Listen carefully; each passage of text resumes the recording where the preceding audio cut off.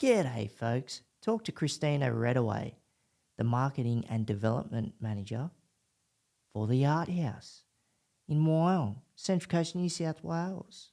Awesome yarn, and just seeing how the mechanics of how the place works, like the concept, the idea of how that was formulated from the ground up, who owns it, its operational use, the people that are working there, how shows are run, and their role requirements to make sure things are running smooth, from lighting, sound, production, how you're scheduling all these shows in over the year, international and national acts, where I spin out and go, really? They're gracing the stage of this place where I grew up? Don't have to go to Newcastle or Sydney? It's just down the road? It's awesome. And not just these big names that are national and international, but also local artists, whether they're on the coast or from around the country, and how they can approach the art house for their act to get on stage and have a crack. Or if it's local artists, sculptures, paintings, whatever it may be, in the gallery, how do you get your gear in there? And all the money that is sold from the artworks goes back into the pockets of the artist. Supporting the locals. Love the idea, concept of this place and how it's run. And like I said, some of the acts that come through, music, comedy and everything in between. It's awesome. And the other commercial entities that are rising up as well, from bars, restaurants, all of that. High tide raises all canoes, people. So if you like the podcast, hit that subscribe or follow button. And we've also got a Patreon page. The link is within the description. So if you want to roll with the squad and become a patron, that'd be great. And want to thank our sponsors, Permobil Australia, the greatest electric wheelchairs in the land. Wouldn't be sitting in anything else but these four wheels right here. And they've got great assistive tech also. So righto, let's get into it.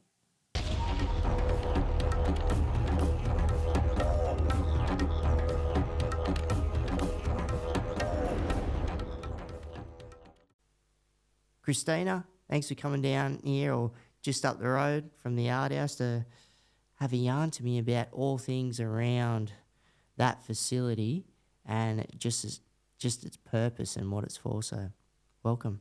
Thank you. And yeah, I mean, talking about art is probably one of my favorite things to do. So I'm quite happy to be here. So thanks for having me. Awesome.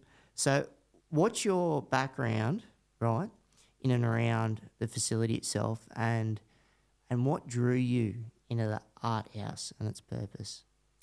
And Very your good purpose. question. Yeah. Well, I guess my purpose personally and my background, I'm a writer. I've been writing since I was at high school. I'm a poet. Now I'm part of the Central Coast poetry slam scene. So I'm a spoken word artist. I've self-published a book and I compete in poetry slams. So like art is in me. It always has been. My professional background is in advertising. So I grew up down in Sydney and worked at like big ad agencies for about 10 years.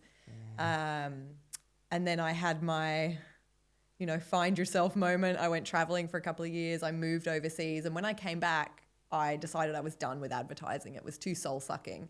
And I moved from Sydney to the coast and the job at the art house came up.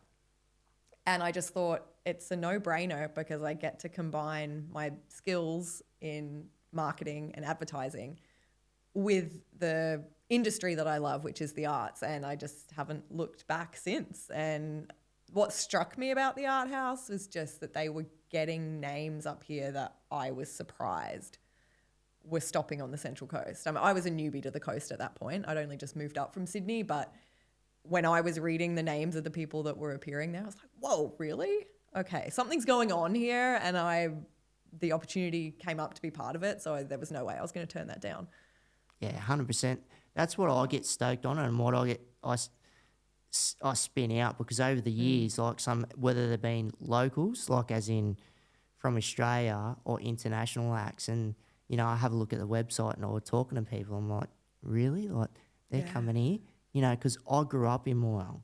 So then I've seen the ebbs and flows, like when it's got to do with, any sort of commercial entity that's going on, whether it's got to do with art, whether it's got to do with music, whether it's got to do with you know, where we were talking not long before, where at the Oasis Centre at Wyong, just down the road from the art house, where for years they used to have like metal punk hardcore, and where I saw Parkway Drive in its infancy there, you know, and now they're obviously on a different level, but it's just awesome seeing the trajectory, and you know, me growing up here, but you know, I'll get pretty proud when I do see establishments thrive and For keep sure. growing, you know, and especially with the bloody art house. I'm like, really, they're coming to town? Yeah, it's brilliant. It's such a good thing. I mean, obviously, you know, I'm gonna say that, but I really do believe it, and it's embedded within the organisation that is what we're here for. Our purpose is to get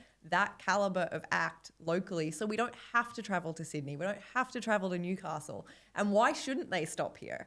And, you know, the Central Coast is so well known in terms of a destination for its kind of ecotourism and the, you know, the visual beauty of this place. And there is just so much good here on the coast, and we want to be part of that good when it comes to arts and culture. And I just think, yeah, that story, your Parkway Drive story, it just shows that the coast can be on the map, right?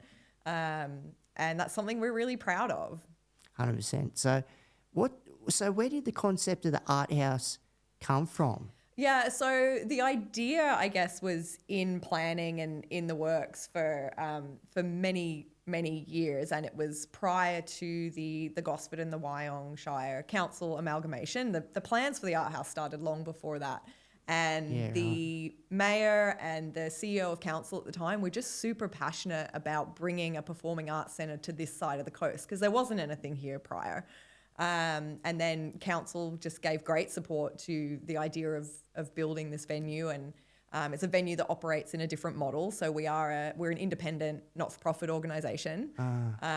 So we're not a council-run venue. Council owns the asset; they own the bricks and mortar, and we have councillors on our board of directors. But as a company, the Art House is an independent, not-for-profit organisation, and yeah, the local community and council have been really supportive of having that venue running in an independent model. And it's the same model that, you know, Sydney Opera House, it runs the same model. It's owned by state government. Merrigong down in Wollongong. So we're running a model that has aligned the art house and aligned the coast with some of these bigger venues. And I truly believe that is part of the reason we've been able to get the names we've been able to get.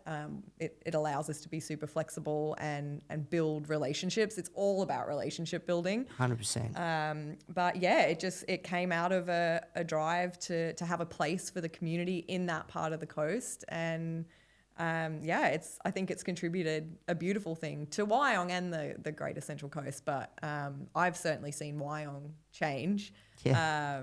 And yeah, Me too. Yeah, I bet. Yeah, it thrives. You know, Yeah. we've got you know, Motel Mezza and Hernando's, and Jerry sent me the little cocktail bar. There's Pilates studios. There's you know, little homeware stores, like across the board. It's changed in the short time that I've been there. So I can't imagine how different it would be for you. Oh, it's nuts, you know. Like I was saying before, you know, I've just turned 40, and I've been up here since I was 10, you know, growing up in Wyong, 30 years.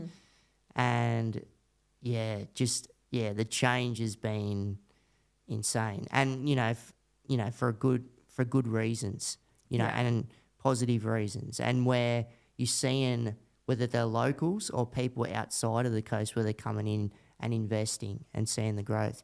Yeah. And like, you know, shout out to Jono over at Jerry Sent Me. Like he was, I know the bloke, and he was 2 years above me at Wyong High, you know. Right, so, yeah. Yeah. So, and it's awesome, you know, how you see the setup, whether, you know, people before the show are going and have a cocktail up the road, hitting that joint, coming down, watching the show, enjoying that, you know, having a beverage at the facility of the art house, and then enjoying that, and then, you know, going back up to Jerry Sent Me or Hernando's or whatever it may be. So that's exactly what we want. You know, it benefits us all. We help each other out.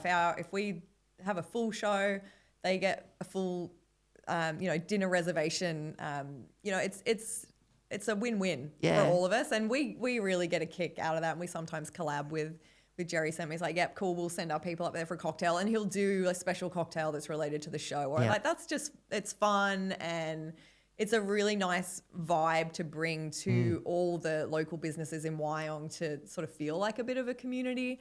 It is. You see that ecosystem, like how it's entangled within each other, and like I say all the time, high tide raises all canoes. Like, so as individual entities all want to rise up together and get the paddles on and just keep persevering and moving forward. So Yeah, that's right. yeah, and it was watching the construction of it too, because that's a background of mine as well when it's got to do with commercial construction. I'm pretty sure North's build it. Like North's is like one of the biggest builders here on the Central Coast of where they've originated from. But like in there, I get stoked because like a mate of mine. So when you go into the art house, and you got all the nice timber ceiling battens that are concealing all the surfaces, like my mate and his crew, that's all their work. That's their work.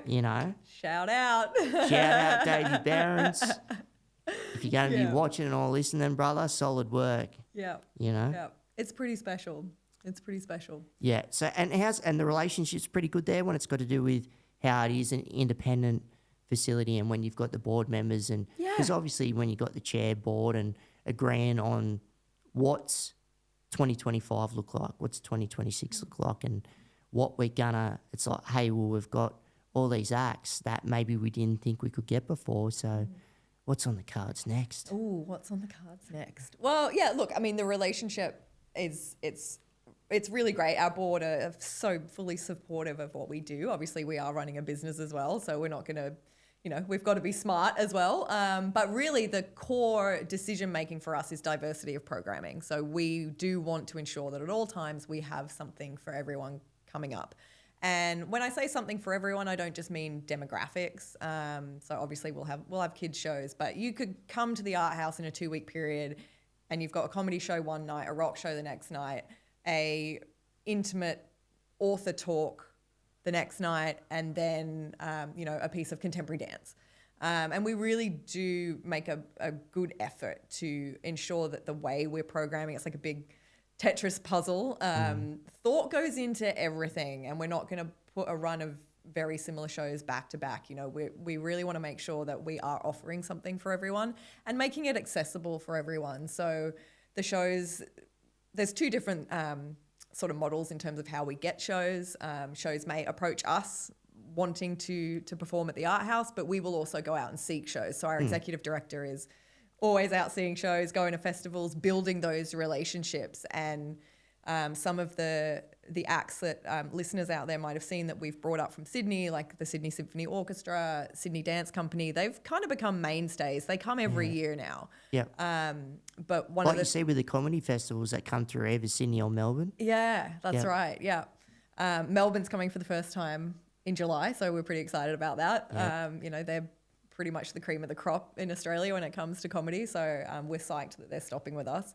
But a big part of it is also, if we did not exist, people would need to travel to Sydney or travel to Newcastle. They don't want to do that. It's always been like that, Yeah. Well, not now, but... Yeah, but if that's the case, then you add on your petrol or your parking or your travel down there. You're probably going to go out for dinner, whatever it might be. By the time you get back, that's a pretty expensive affair. And we're, obviously, particularly now, we're all very conscious of cost of living, and we don't kid ourselves. We're a luxury. The arts, unfortunately, they're the first thing to go. So we're really conscious of that. So we try to keep our prices accessible. So they'll be lower than what you're going to spend in Sydney to see the Sydney Symphony Orchestra. Yeah. And we're also just really aware that because we are a luxury and we're the thing that will go, when people book to see a show, it's important to them. It might be the only night out they've had for the month. It might be that it's taken them 3 weeks to find a babysitter and it's been a real pain in the ass. Yeah. But now mum and dad are getting a night out, or brother and sister are, having an experience together. And we don't take that lightly, which is why we're really focused on the experience once you walk through our doors, or even before then, speaking with us on the phone or the website. Whatever point of contact you have with us, we're very conscious then that this is something you're wanting a really nice experience and a nice night out, and Yeah. that's what we focus on. So 100%. And I spin out, like, I'm going to probably say that a few times, but in regards to where I've just watched this act and, you know, and I still do, obviously, traveling around and watching various shows, but like, me just living up in Tuggeranong, and just when I'm up the road, when I've seen this act, and then I say to my wife, I'm like, it spins me out that we've just seen that act and in that facility, and I'm only 5 minutes around up the road. Yeah. You know, and I'm home. Yeah. I get stoked on that. It's you know, awesome. I'm not travelling a bloody hour and a half down the road to Sydney for Exactly. that same act that would have been at another facility. So it's good, Yeah. you know, that you've got these individuals that are talking. And is it talking to their, you know, is it their agents, or how does that all sort of come together? Like when Yeah, it depends. Yeah. It depends on the act. So some artists will represent themselves, and they wear all hats. Otherwise, it might be if they have attached themselves to a touring company that are taking care of that side of the show. It'll be the touring company we're speaking to. Contemporary music, it's often that kind of traditional model of their managers. But really, it's about getting on people's radars, and the only way we do that is by constantly putting our hat in the ring and being out there and building relationships, but then also building the reputation that we will give everybody a good time once they're there, and being easy to work with and flexible and collaborative. important word there, collaborative. Yeah, we love a bit of collaboration at the Art House because we're all in it for the same reasons, right? Mm-hmm. No matter what artist is coming in, we want to put on a brilliant show, and it's fun for us as well to get to work with these artists and these acts. So we really put a lot of effort into just making sure that the experience is great for those on the stage and those in the audience. And I mean, that word of mouth, then, it gets around. And if we're in with a promoter for one show, it might then open us up to be considered for something else. So it's relationship building is really the key. And to look at some of the acts that we've had, it's blown our own minds. We had Macy Gray last year. That spun me out. What? Because you think of the hits that she's had on a commercial level. Yeah. And then when I've said that to someone, they're like, what? Wyong, Art House? I'm like, yeah. Yeah. It's pretty serious. And the fact that, we're an intimate class theatre with 500 seats, and it's that kind of sweet spot in the middle. Some acts, depending on their touring schedule, they might not do venues that are that small. But when they do, like Macy Gray, where are you going to see Macy Gray in 500 seats? I know. It feels special and more intimate in a way. 500 people is still a lot of people. Yeah. So what's and it's interesting too, because like when I've been to different facilities and just like listening to like the acoustics work really well, and I like whether that's people whether it's on the mic as comedians and just hearing and seeing that, but also when you've got that live music, and it is awesome the way that. Because I've sat either side, because the accessibility's great within that row, and when I'm going with my wife and got other people coming in, but yeah, it's awesome. But what's it? So you got the 500 seater. Yeah. So what's the capacity in? Because I took my dad to go and see that. I thought they were amazing. The Gregorian brothers. Yeah, Gregorian brothers. Brothers, and that classical guitar and. I love that space too. What's the seating capacity in there? Yeah, so the studio, which is our smaller black box theatre space, it's standard seating is 146, but we can push it. It's flexible, so it literally is just a black box. It has a retractable seating bank, but we can configure that. We can add rows. So really, I mean, a comedian you could probably push to like 180. We also we set that room up very differently. It can be really versatile. So we've had sort of cabaret style shows in there where we'll have a selection of little round cabaret tables and the seating bank. So you can choose if you want to be sort of in that cabaret setting or in an audience setting. So it's a really, really flexible space. That's cool. I love the studio. It's so cool. So if anyone listening has only ever been in the main theatre, come and check out a studio show because, it's a really intimate space and a really creative space because it is so flexible and so versatile, yeah. 100%. So because I was thinking of that, that's where I lost my train of thought. So when it had to do with the facility and how it's used holistically, because that's like I like the setup when you're going in like before the show, right?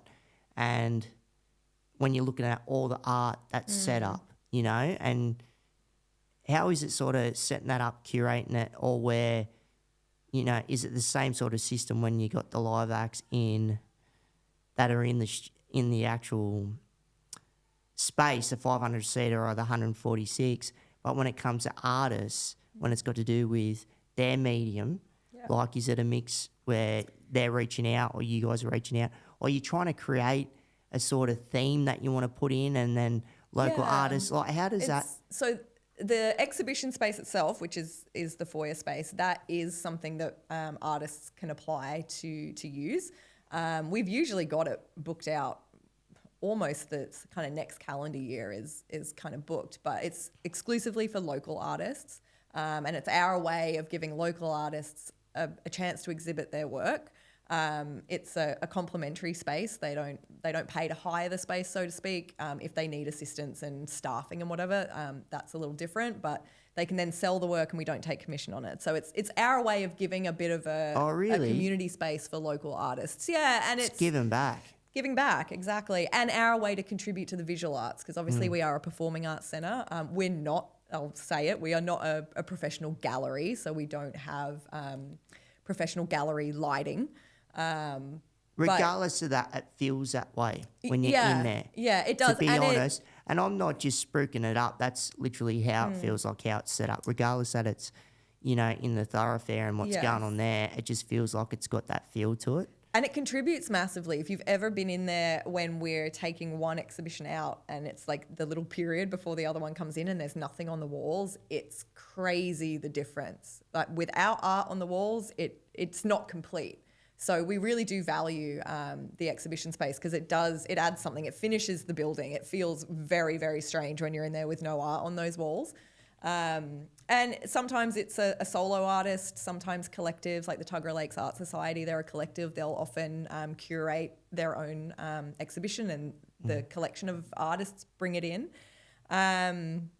And then when artists are in the building as well, you know, sometimes they're just in and out for a show, but depending on the show, they might be with us for a couple of days doing rehearsal or tech runs or creative development. So we do often have spaces occupied by artists for a longer period of time, which is really cool too, because then, you know, we get to see them in the foyer and they become part of the, you know, the ecosystem for the week. And just, it adds a vibe that we are helping create something too. Yeah. So, yeah. That's awesome. So I was spewing that last time I was there when there was, because I collect skateboards, so decks, and put them up on the wall at home in the office and whatnot. But and there was this particular board up on the wall. I know what you're gonna say. Yeah, and it had a lady painted on it riding a pelican. Yep. And I'm like, I had one look at it. I'm like, oh, I'm an Anaran, and I'm like, yeah, I'm gonna get it. And before you know it, this other lady beat me to it. She did.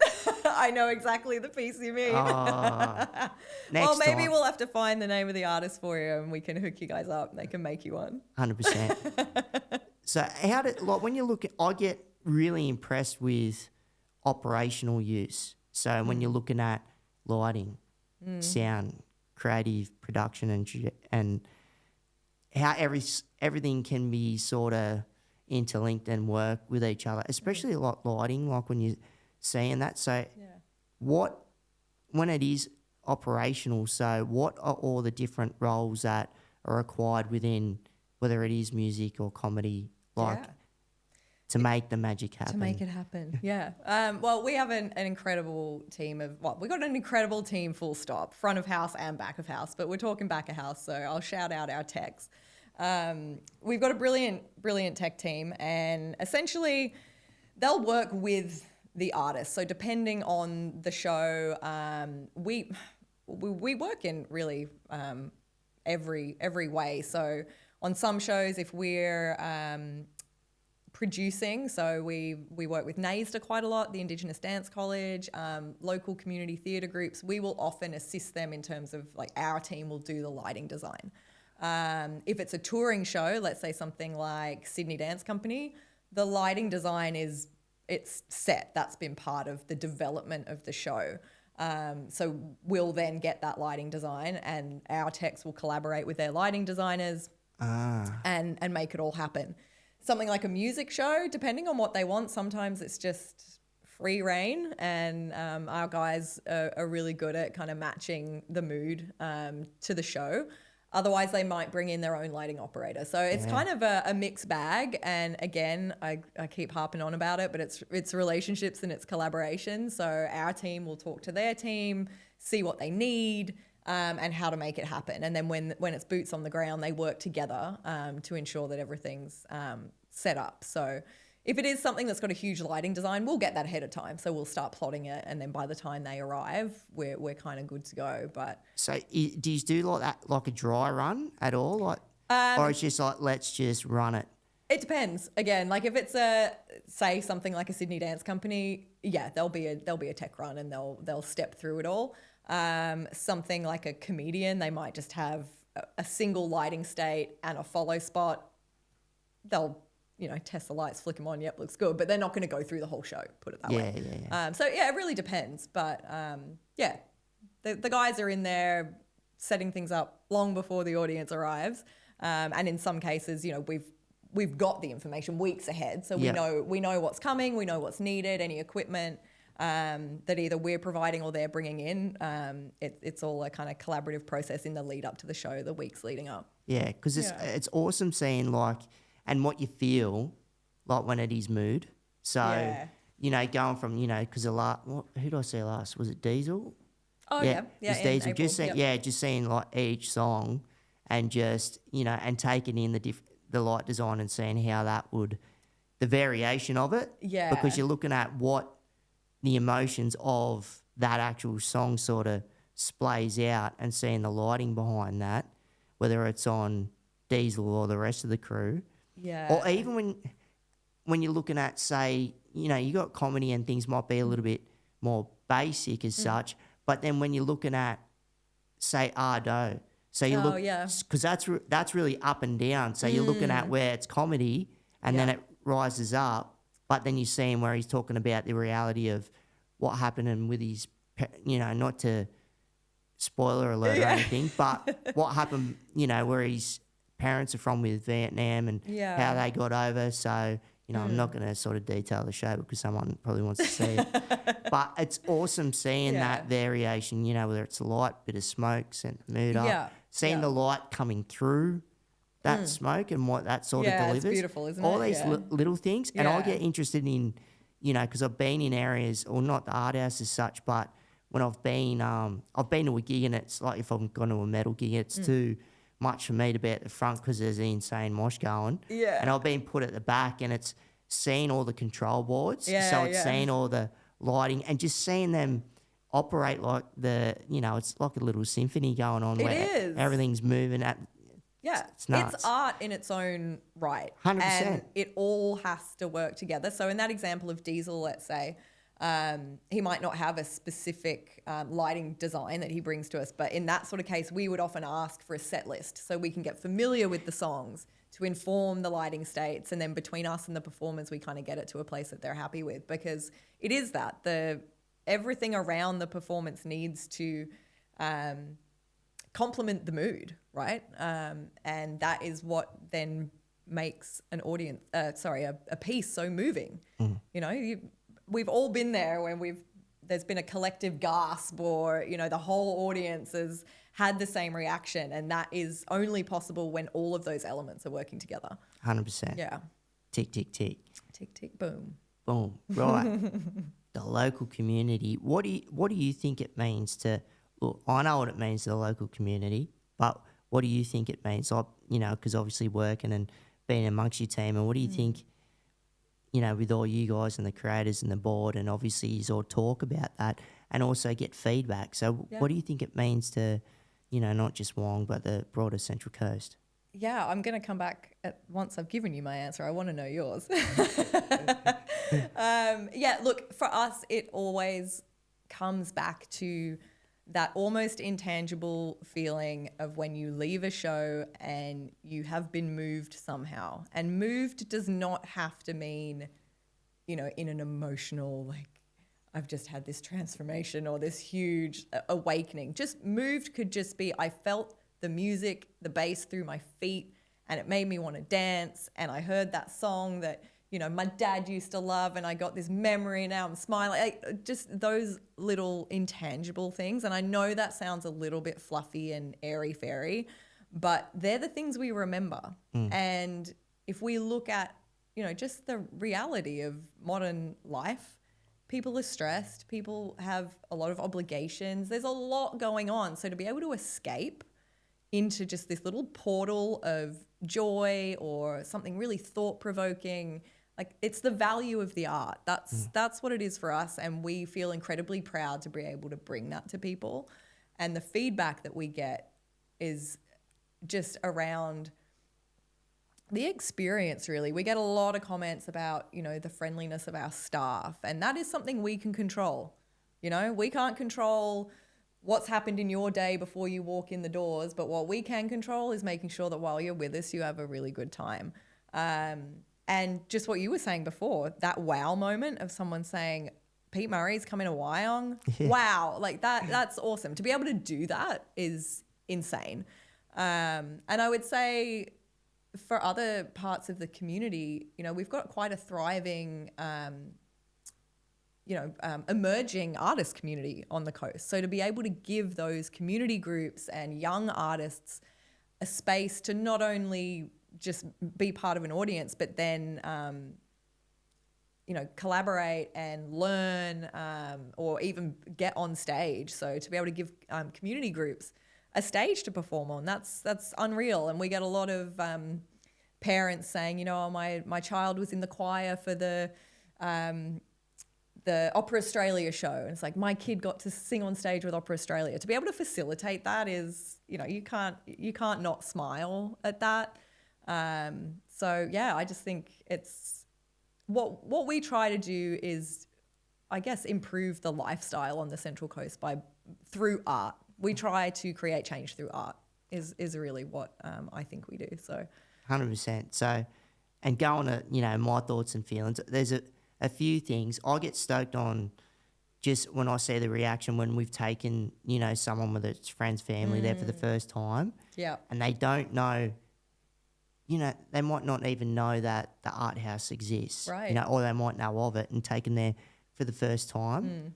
And I like seeing their reaction. Yes. Because I'm like, because they don't think they're in Wyong, or they might be in somewhere else. So you feel like you're transported somewhere else, which is funny. That's a really good point, because I think everybody can relate to that feeling of watching a friend, a loved one experience something you've experienced for the first time, and you see it fresh through their eyes. Even, if you travel and you take someone to a place that you love and they see it for the first time, or take them to a venue, or you introduce them to a band and you see that there's something really cool about that. So I like that. I resonate with that. And it's special too, like when I've had nieces that have been on the stage, because you got some of the local dance troupes around here, and like she doesn't really understand it as yet, but me, my wife and family, seeing her perform for the first time and just seeing her face and reaction and what it meant to, my niece. And just not knowing that, going back to Macy Gray, they've shared the same stage. Yeah. You know what I'm saying? Yeah. Legit. So little things like that, so it'd be good to, when she does get older, and she'll be coming back and still hitting the stage there. So, because she's still dancing away and doing a good job there. Awesome. And so it's good seeing, like, where it is giving back to the community and seeing locals thrive, whether it's on the stage or in the community. But and they're really proud of it too. We often, when we've got say a family show or a kids show, and we're standing at the doors ushering or giving out tickets, and we might say, is this your first show? And it's so cute. We often get some of those young dancers saying, I've performed here. It means something. It's 100%. Really cool. And I want every kid to have been able to perform on the art house stage, or at least be in the audience. It's been hundreds. It's insane seeing, like, you guys will have days booked up where it's like just troops, not just or they're still technically kids, right? Whether they're from 6 to 15 or they're pretty much adults, you know? Yeah. So it's impressive. Yeah, from mid-November to the end of December. Yeah. Yeah, we're a revolving door, but it's brilliant, you know? Yeah. It's so cool to be able to give them a space, 100%. a professional space to really get that experience because, They used to, you know, before that, you know, they had to go to Wyong High and bloody try and, you know, can we borrow your stage for a bit? Yeah. You know? Yeah. Like legit. But it's, you know, so it is good seeing like the community and like where it is going. We talked about it before where it's got to do with the art house, but just seeing, I love seeing the longevity when you got an establishment and especially when COVID hit, that was no good for anyone. So it was good seeing individuals like yourself and restaurants and bars and all of that still persevere, chip away, but the community supporting as well, like getting in there and saying, yeah, we want to do this and go and see something or eat something, but we want to support the local community as well. The community response during COVID was unbelievable. I mean, the arts we could talk about this for days, but the arts were decimated during COVID. You know, we were the first out and we were the last back in. And I remember for that it was the first couple of weeks when it really started to go down and everything was closing and we had our entire team just having to cancel shows. That's all we were doing. And I remember this moment, we were calling people saying, yep, the show's cancelled and hang up the phone next. And it was quite fatiguing. And the kind of reality set in of, you know, what we do is bring people together. And the thing that we do, we cannot do. Yeah. And what's the essence of that, you know? Yeah. And I just remember I had this phone call with a lady and if she's out there, you might remember this. She just said, you know, I understand and I don't know what's going on and it's all a bit scary at the moment. But she said, as soon as you reopen, we will be the first people waiting on the front steps and we will have a bottle of champagne and we'll like toast as the doors open. And I burst into tears because it had been weeks of this, you know, repetitive, we cannot do what we do. And it just broke me. And it was actually this really beautiful moment of just humanity with me and this, you know, she was a stranger to me. I can't remember her name, but we had this beautiful moment on the phone. And it's kind of a testament, again, to the essence of what we do, the value of art. It brings people together. It can give you something to escape into. It can broaden your imagination. There's so much good in that. And it's very easy to sort of dismiss it as fluff. But I'm a huge believer in arts for well-being, for mental health, for self-expression. So yeah, it's the industry for me, that's for sure. Spot on. And it's good seeing, like you're talking about the industry, but like your own crew and, you know, shout out to, and they're just really nice to deal with. Like, even though you did say that going back before, but, you know, some of the individuals that I do know, like when it's got to do with Bree or you got Toby at the bar, Toby's awesome. Like, and he's always willing to have a chat and just really accommodating, you know. So it's not, you know, it's more than just, you know, a transaction as such. Yeah, and I think that's a beautiful thing about our team is that we've got a lot of people on our team who are artists themselves or ex-artists. We've got an ex-professional dancer, myself as a poet, Bree's a painter, Toby's an actor. Like there's a lot of people who are personally involved in the arts. So it gives them a greater kind of connection and stake to it. But even those members of staff who aren't artists themselves, they really take pride, I guess, in what it is, the service that we give. And I think we just all get a kick out of it. So, you know, it can be a hard industry to work in sometimes. It's big days, it's big hours, it's, you know, but it's so rewarding. And I think everybody on our team kind of gets a little bit of a kick out of that. So, Yep. And do you get a kick out of, like, when a show has been successful? Like, you know, when you've got an artist, like, so what's that like? Like, after they finish, do they talk to you about how they felt and what's been received? Like, again, it depends on the artist. We always make an effort to, you know, go check in on them and whatnot. One of my probably fondest memories of that would be off the back of that COVID discussion. Tommy Little, the comedian. oh yeah. He's a very good friend of the art house. And I think the reason, you know, we formed this great relationship with him was he had a show that was meant to be on in 2020. And obviously we had to cancel it. And we'd reschedule and we'd have to cancel it. And we'd reschedule. And then he couldn't fly because he was in Victoria. Bloody COVID. There was just always something. Yeah. And by the time we didn't give up, would have been so easy to be like, dude, we've rescheduled this 4 times. Like, it's not going to happen. But both of us, from our side, from him personally and his management, they're like, no, we're going to do it. We're going to do it. And by the time he finally got on stage in February of 2022, it was the 7th reschedule. Wow. And to go... That's a lot, man. Yeah, it was the record for us. But to go through that, because we would have to constantly contact the patrons and say, yep, we're calling again, it's cancelled. And it became a bit of a sort of camaraderie because the patrons are going, no, I'm not letting go. I'm holding on.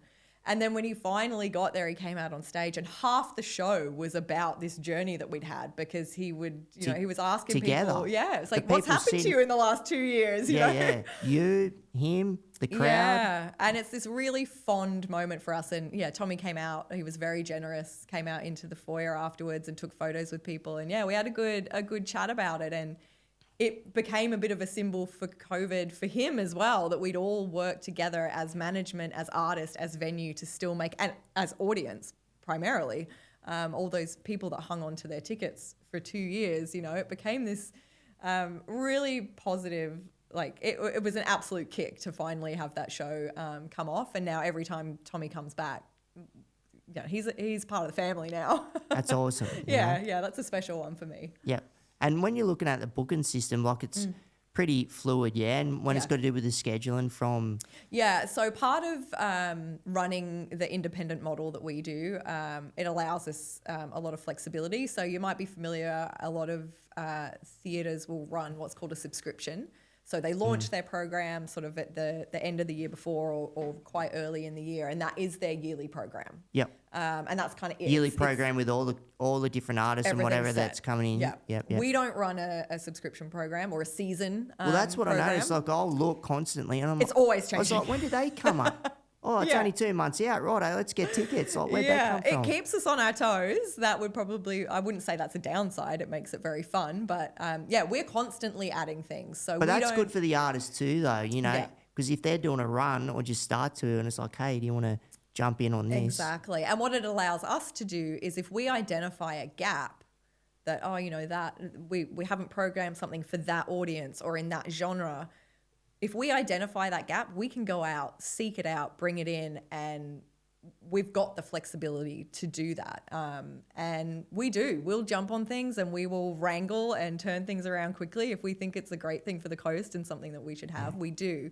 And so that scheduling, you know, we're very good at it, I will say, and we are very particular. It's like a giant game of Tetris is really what it is. Control chaos isn't a bad thing. Exactly. Yeah. You got processes in place and that allows you to be nimble and kind of weave in and out of them. So yeah, it's fun. And it means that there is always something new coming up.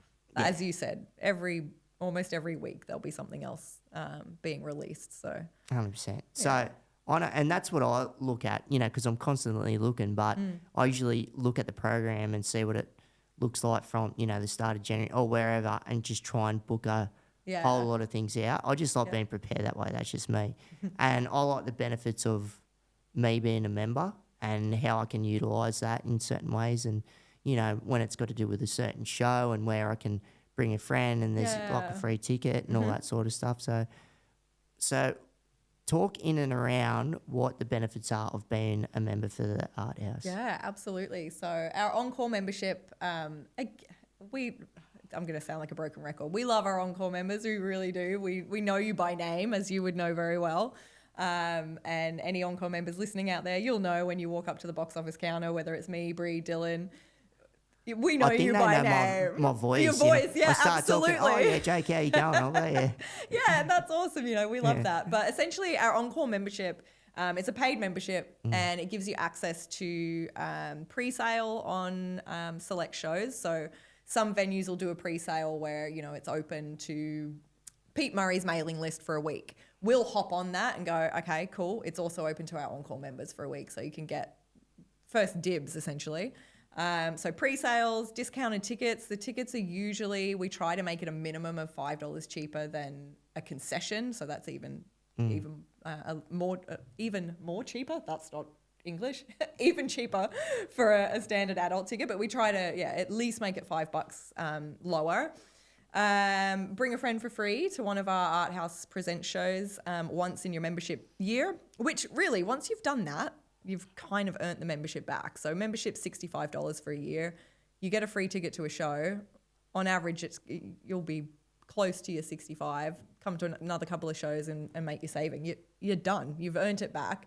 $10% off at the cafe and the bar. And then we also run just little extra perks. So this is where our team get to be really creative, myself and the marketing team.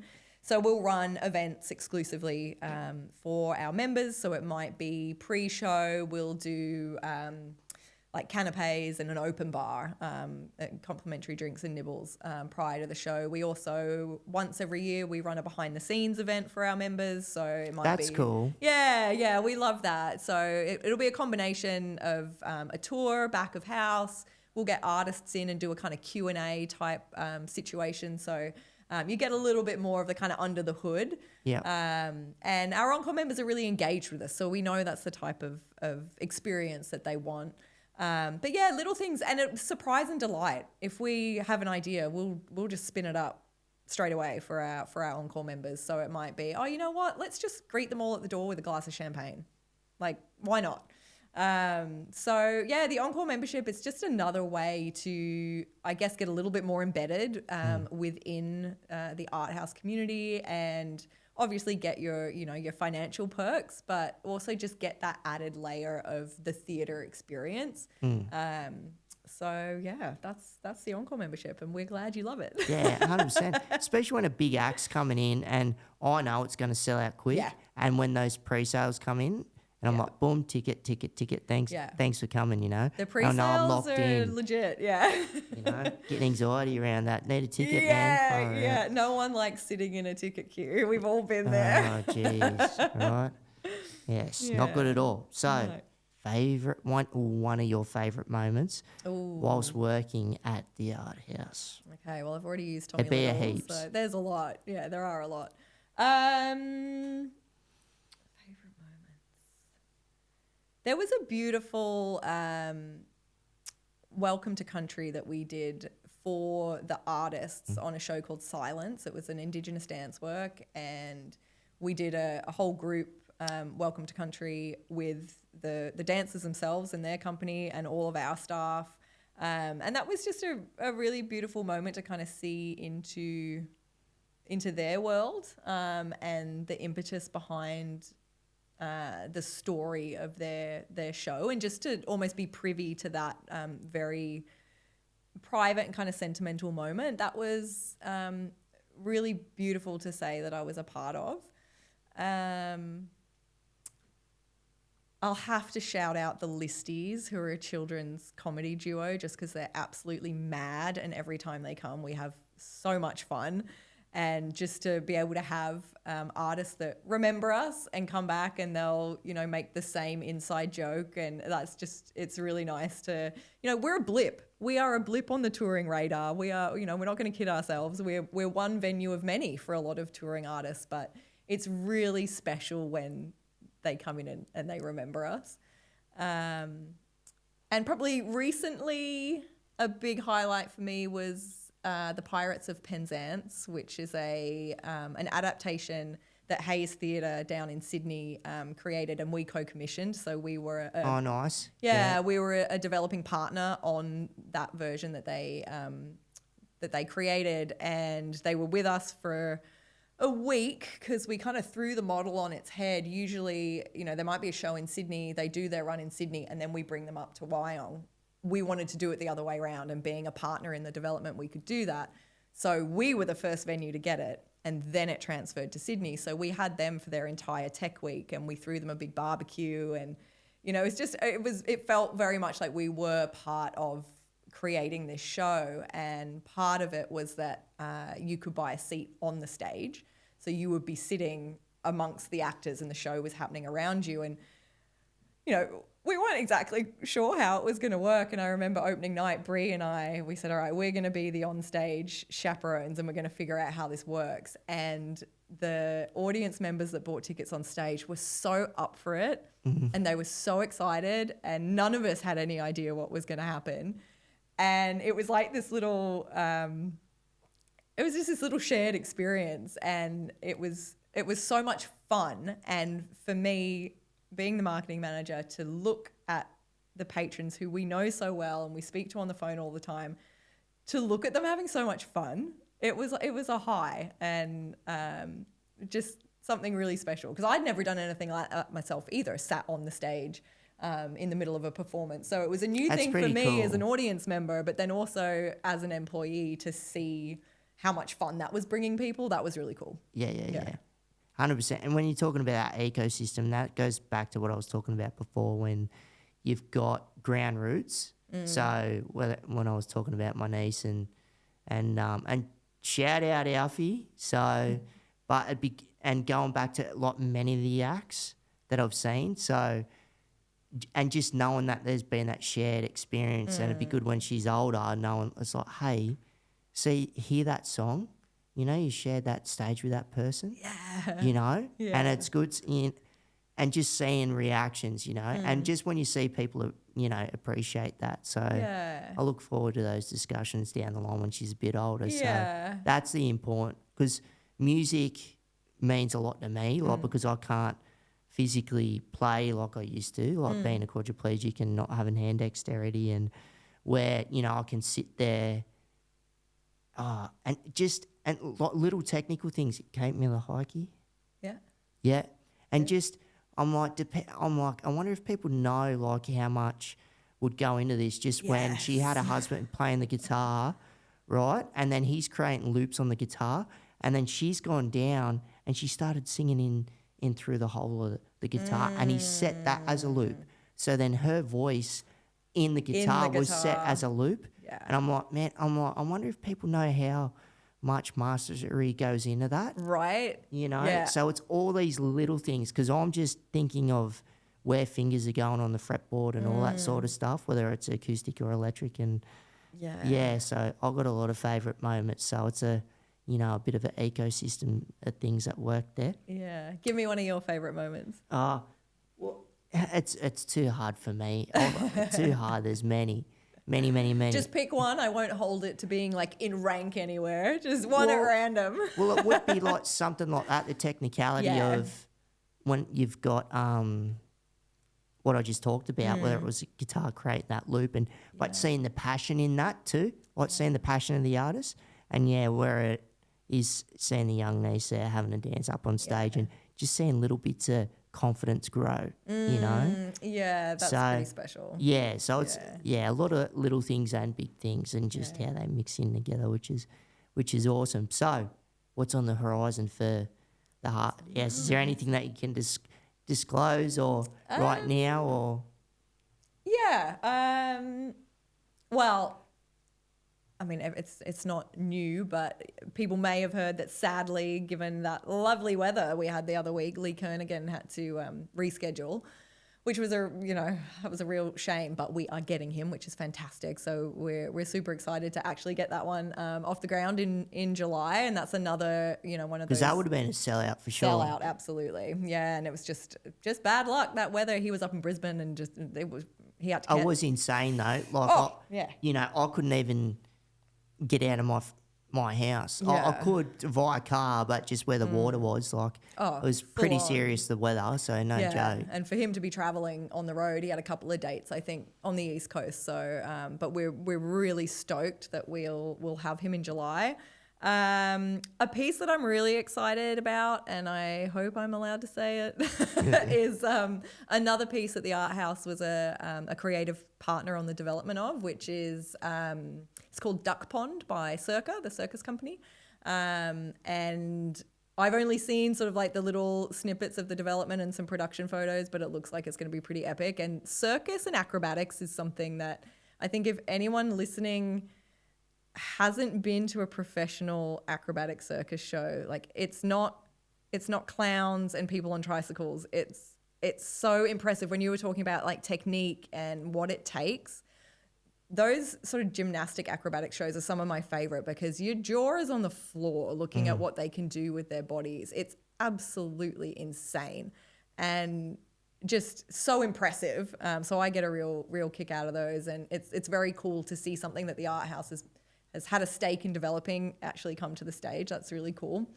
That is a cool thing, like having a hand in that, like for it develop and grow and then bring it to life on the stage. And that is something that we want to do more of. So I guess in terms of what's on the horizon, you know, producing work is in the future roadmap for the art house. So we run a creative program for local artists to help nurture them and develop them professionally and support the work that they're creating. So yeah, developing work and touring it eventually is something we would love to do. Yeah, and then just we got a lot of kids shows coming up, which is always we always get a kick out of that. Seeing school groups come in, the little preschool groups in their high vis vests, like it's so cute. You know, you never know, they might be seeing their first live theatre show. That's always really cool. And then Summer at the Art House 2026 will be bigger and better. So we run a summer festival, so to speak, in inverted commas, in January, early February. And we really do that to try and, I guess, create a bit of a hub over that summer holiday period that's not just, you know, being at the beach baking every day. We try to create a real vibe, and the shows are back-to-back. Lots of kids shows, lots of free activities. We do sausage sizzles. We do live music in our courtyard and, like, try to make it, I guess, more than just come in and see a show and leave. It's kind of a place to be over that entire summer period. So Summer at the Art House is always really fun to put together because we get to be very creative with what we do. So watch out for the announcement for that. That's awesome. Is there anything else, Kristina, that you would like to lay out in regards to the art house, or that's a lot that you just unloaded now, but just want to just give you the floor space. So yeah, I will actually. Shout outs to the crew. What? Shout outs to the crew always. So one other thing that we have just recently launched, and I'm going to mention it because there hasn't really been a history of this type of activity on the coast. So it's good to kind of get the word out there to kind of change that landscape. But we are a registered non-for-profit with charity status. So we launched our donation program in August of last year, and that is specifically targeted towards schools and kids on the coast. Because we know that for schools, organising an excursion is a lot of work and a lot of cost, and it's becoming prohibitive. The cost of hiring a bus to get kids out to an excursion, the cost that has to be passed on to parents. We've had feedback from schools that it's just becoming really difficult to do, and that is awful to hear that they don't have the capacity to do that. So we've launched this program. And we've got foundations, businesses, but also just the general public and some very, very generous members of our audience donating, and that money goes directly to fund children a seat. So typically, on average, a child for a seat in a school performance is $12, $15. So to see that a small amount can make a really big impact by literally putting a kid in a seat, we're really proud of that. I think sort of giving and donations in our industry, they're often targeted at those kind of big donations or a big capital project, but we really wanted to go the other way and just look at how we can make an impact on a small scale, and how everyone in the community can be part of that without needing to have the capacity to donate thousands of dollars. And that's been really fun to work on. We launched it in August, and we've just started seeing the first school groups come in on those donated funds. Yeah, right. So it's really cool to actually see it happen. And, you know, we speak with the people who funded the seats, and it's like a full circle moment to see that we can facilitate that, but it's not us doing it. Like, yes, we bring the show in and we do the legwork, but to see that it's our community that are helping put those kids in seats who otherwise might not have had the chance to come to the theatre. That's something for me personally working on it that I'm really proud of and really excited to see where that goes. So yeah, that's the magic of theatre program. Oh man, that's awesome. Like that's a huge thing, and it's a weird coincidence because I was literally talking to someone like she's 30 at the moment, but just talking about because she's got a youngster and just talking about going to school camps or going to or whether it's got to do with an event, say if it is at a facility like yours, but she was talking about when she couldn't go to X, Y, and Z as a kid because the parents couldn't afford it. Like she grew up just with a mum and just not having the dollars and cents to, and it's, seeing how that affects people even now, like as an adult. That's a good point. And where, they're trying to, if they got their youngster, and they're trying to make a difference there and sacrificing to make sure that their kid can get along and enjoy that too. And not feel like they're missing out. Give their child what they couldn't have. 100%, because you do feel like you miss out when you're little and all that sort of stuff. So that's awesome that it's you very guys cool. are doing it, So really appreciate it. And, really appreciate you coming down here for a yarn. Sure, yeah. Thank you so much for asking me. It's been fun. Yeah, I like, it's giving back to the community and, and people out there watching or listening, like give back to the community. It's awesome. And there's a lot of things that are on the horizon, whether it's at the art house or in around the surrounds of that, that are on the radar. So it's, just keep posted on that. And I just like to see things thrive and survive and just keep developing. And I'm glad to hear that, the wheels are continuously moving forward with your crew. And appreciate you coming down and we'll have a yarn soon. Yeah, absolutely. Thank you. And thank you for all your support of the Art House. We love seeing your face and your name pop up on door lists and whatnot. So we really appreciate all of your support and your positivity. It's awesome. Awesome, mate. See you there soon. See ya. Righto, bye. See you, folks. Awesome yarn with Kristina. Thoroughly enjoyed that. Just really love fleshing that out in regards to how the place is run, like with the lighting, design, production, scheduling. I love hearing about the mechanics behind that and how she articulated it. And it's not just the international and national artists that they're reaching out to. It's awesome that international and national artists are looking at the schedule and going, oh, righto, we're going to get our agents or ourselves to reach out to the art house and we want a spot in Wyong. Have a crack, put on a show for the locals. And for a bloke that grew up in Wyong, it's awesome to see. Kristina, Bree, Toby, shout out. And crew, keep up the solid work. Doing an awesome job. And just can't wait to see the trajectory, like it's already on the way up, to keep elevating. It's awesome. So if you like the podcast, hit that subscribe or follow button. And we've also got a Patreon page. The link is within the description. So if you want to roll with the squad and become a patron, that'd be great. And if you want to get in contact with me, you can get me via Instagram at streetrollandcheetah or email, one word, streetrollandcheetah@gmail.com. We've also got a Facebook page, Keep Rolling with Jake Briggs, so check it out. I'm on LinkedIn, Jake Briggs. I want to thank our sponsors, Permobil Australia, the greatest electric wheelchairs in the land. Wouldn't be sitting in anything else but these four wheels right here. And they've got great assistive tech also. So righto, see you on the next one.